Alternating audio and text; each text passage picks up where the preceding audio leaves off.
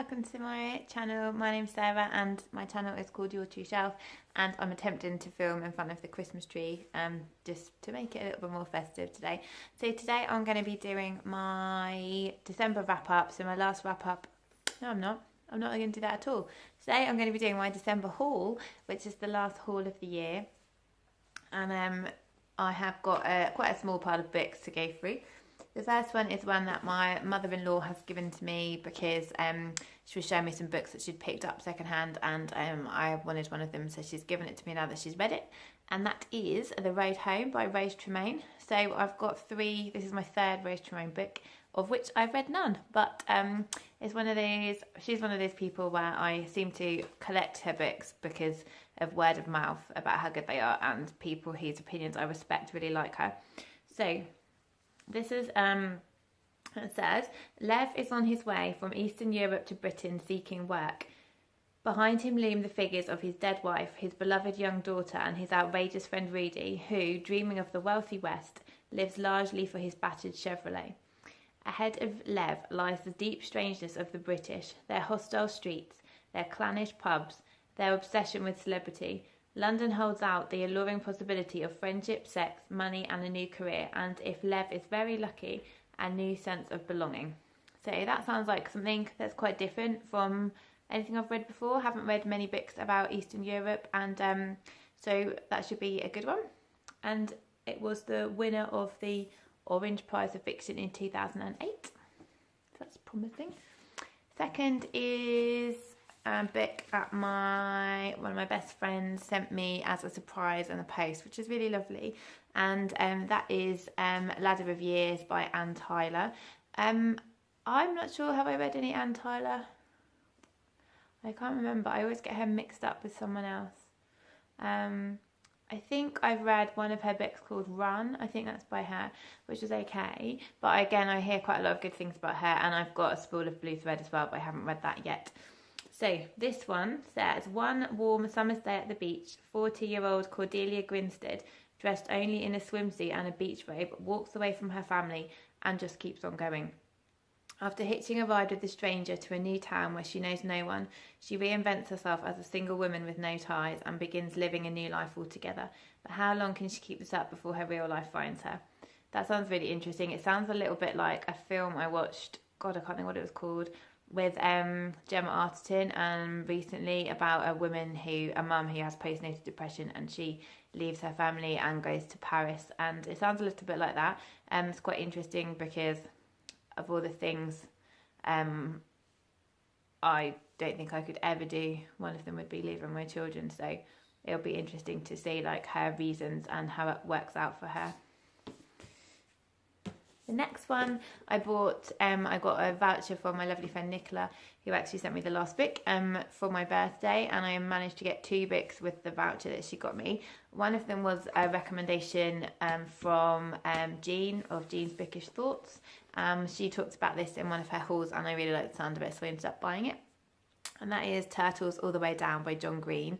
She said that it really depicted anxiety in one of the best ways that she's ever seen in a book, so that would be quite interesting.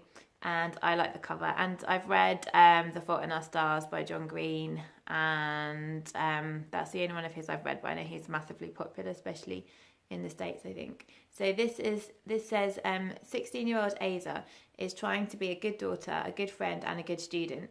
She's also trying to track down a fugitive billionaire, Russell Pickett, who has vanished without a trace. Alongside her best and most fearless friend Daisy, Asa sets off in pursuit of the truth and a $100,000 reward. Sorry, I didn't realise I was holding that in front of my face.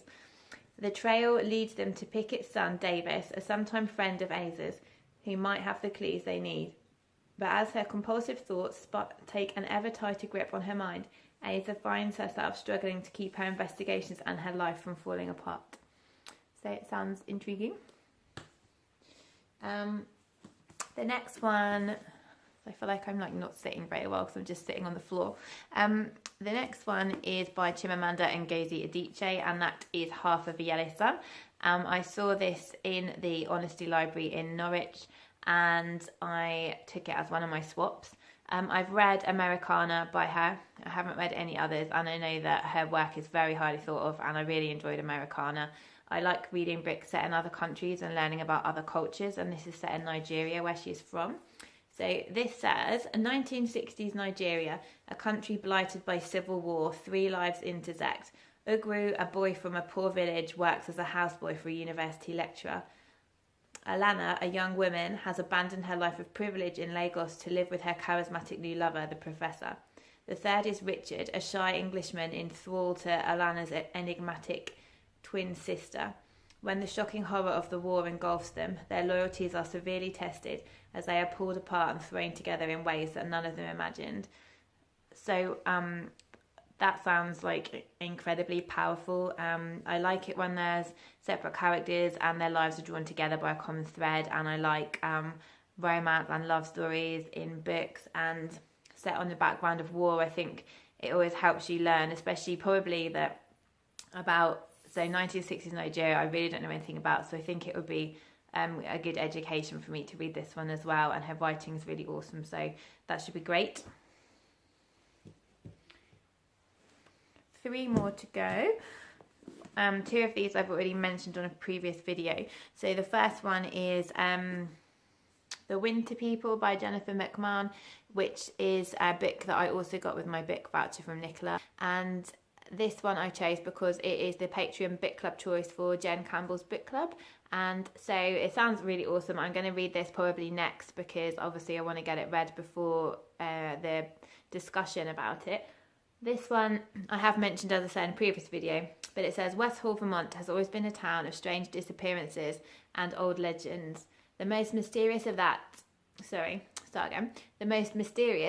of Sarah Harrison Shea, who in 1908 was found dead in the field behind her house just months after the tragic death of her daughter. Now in the present day, 19-year-old Ruthie lives in Sarah's farmhouse with her mother Alice and her younger sister Fawn. Alice has always insisted that they live off-grid, a decision that has weighty consequences when Ruthie wakes up one morning to find that Alice has vanished. In search for clues, she is startled to uncover a copy of Sarah Harrison Shea's diary hidden beneath the floorboards of her mother's bedroom. As Ruthie gets sucked into the historical mystery, she discovers she is not the only person looking for someone they've lost, but she may be the only one who can stop history from repeating itself. So I love the cover. It looks all kind of foggy and misty, and I love books that are set off-grid, and I love books that transport between 2 time periods, and I like diaries, and so this also sounds like it's got some crime thriller element to it too. So it's going to be a real page turner, and I really can't wait to get stuck into this one. It sounds so good, and I've never heard of it before, so I love it when I hear about new books on BookTube. The next one, nearly there. The next one is a book by Maggie O'Farrell, another author whose work I collect and then don't read. This one again I saw in the Honesty Shop in Norwich, and it is called The Vanishing Act of Esme Lennox. So this one says, Edinburgh in the 1930s, the Lennox family is having trouble with its youngest daughter. Esme is outspoken, unconventional, and repeatedly embarrasses them in polite society. Something will have to be done. Years later, a young woman named Iris Lockhart receives a letter informing her that she has a great aunt in a psychiatric unit who is about to be released. Iris has never heard of Esme Lennox, and the one person who should know more, her grandmother Kitty, seems unable to answer. What could Esme have done to warrant a lifetime in an institution, and how is it possible for a person to be so completely erased from a family's history? The Vanishing Act of Esme Lennox is a stunning depiction of a life stolen and reclaimed. That sounds so interesting because firstly I love the sound of Esme, how she's like outspoken and rebellious and isn't having any of the kind of society twaddle that you probably had to put up with in the 1930s. And then the horror of a woman being deemed as mad because she has actually dares to speak up and stand up for herself, and then she's been locked away for her whole life. I mean, that's just so sad, and I really can't wait to learn a little bit more about this because I'm sure it's a story that was commonplace, in times gone by. And then finally, I'm not going to read the blurb for the next one because the blurb sounds appallingly awful. But I bought it. Well, I got it from the Honesty Library again because I like the author, and that is The Chocolate Run by Dorothy Koomson. It's basically about a girl called Amber who loves chocolate, and she is from a bit of a broken family who she can't rely on, and she basically has a one-night stand with a guy called Greg, who then falls in love with her, and she can't commit to him because of her past history with relationships. So she has to decide whether she's gonna be brave and go for it, or whether she's just gonna run. So that's the last one. So that's my last haul for the year, and I hope everyone's having a really lovely December so far. I will be back with another video soon. Take care everyone, happy Christmas, bye.